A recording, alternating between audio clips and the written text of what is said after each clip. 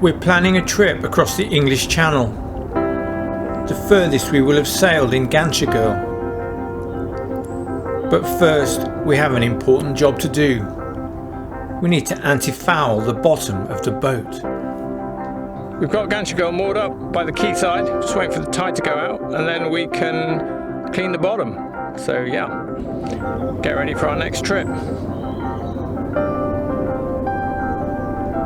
After a good scrub down, the next job is to apply a new coat of anti-foul, a special paint that stops sea life growing on the hull of the boat.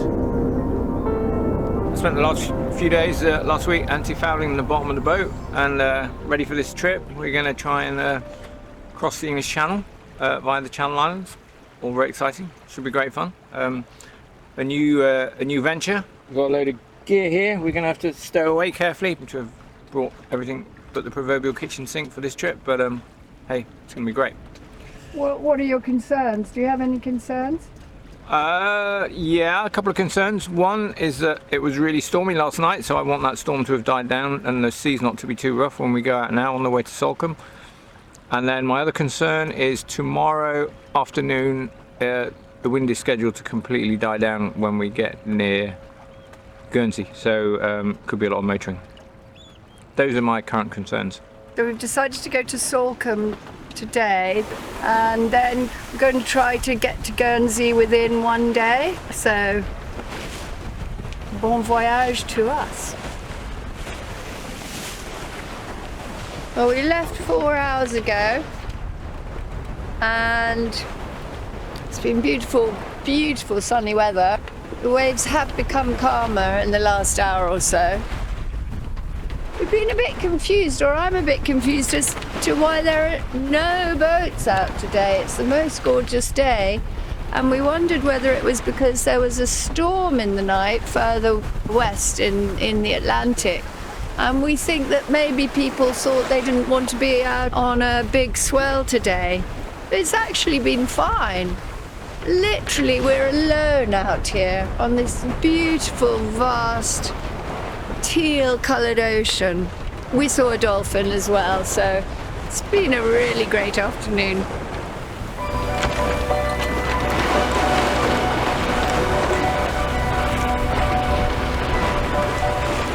We get to Salcombe that evening and go to bed early. Next morning we're up at 5 AM to get away before dawn.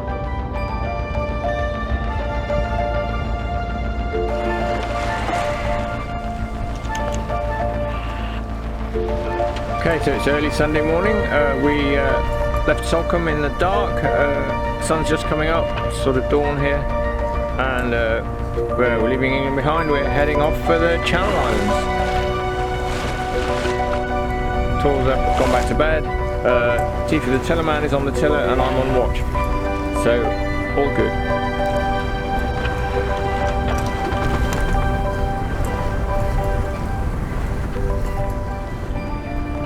So we'll be heading into international waters. So I put the ensign on the back.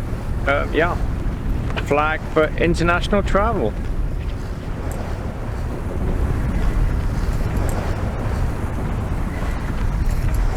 Late morning, I have a bit of a kip.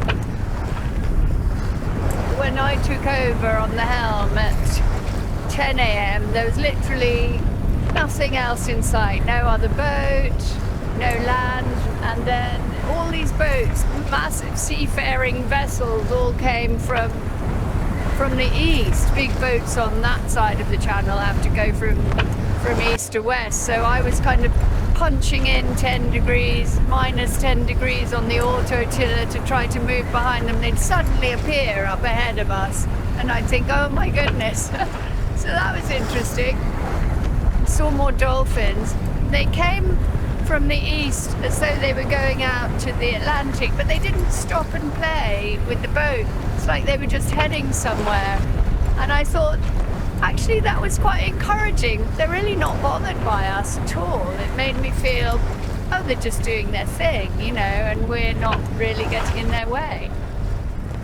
Then we went into a phase of not seeing anything again. For several hours, we are out of sight of land and any other ships, getting a little taste of that offshore feeling. Then,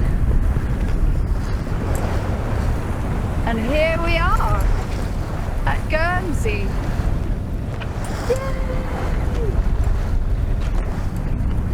now we're in Guernsey waters. We fly a courtesy flag and a yellow Q flag for customs on our starboard side. So we're now going around the west end of Guernsey. We're basically riding the tide because there's very little wind at the moment, so we're just on engine, and the tide at this time of day kind of swirl around from the north around the west and then around the south. So although we came from the north, instead of trying to go directly to the east end where St. Peter Port is, where we'd be fighting the tide, the tidal stream here is like 2 or 3 knots. You know, we're just a few days out of Springs, so rather than trying to fight that, we're riding it to go around the west of the island. So it's a bit further to travel, but we'll travel at like twice the speed. I'm going to start furling in the Genoa because it's not really doing anything except just probably creating a bunch of drag to slow us down.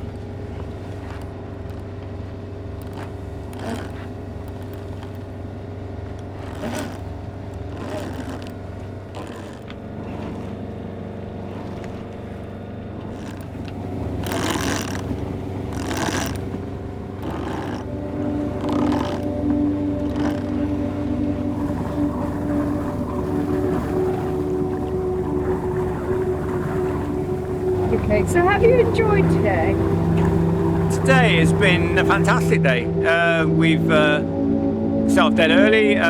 We're now just approaching St. Peter Port in Guernsey, so our first channel crossing, so it's fantastic. But you know, there's always ups and downs. This morning it was a bit misty, it was a bit grey and gloomy. Getting up at 4:30, it was a bit like, oh really, do we really want to do this? It's like a bit of a slog. It's a long day. You know, we're looking at 14, 15, 16-hour days of sailing, but yeah, fantastic. And so many different things happen on one day. You know, it's like a mini adventure every day. Ships, dolphins, now the wind's died, tides, it's all go, even though you just sat in a boat.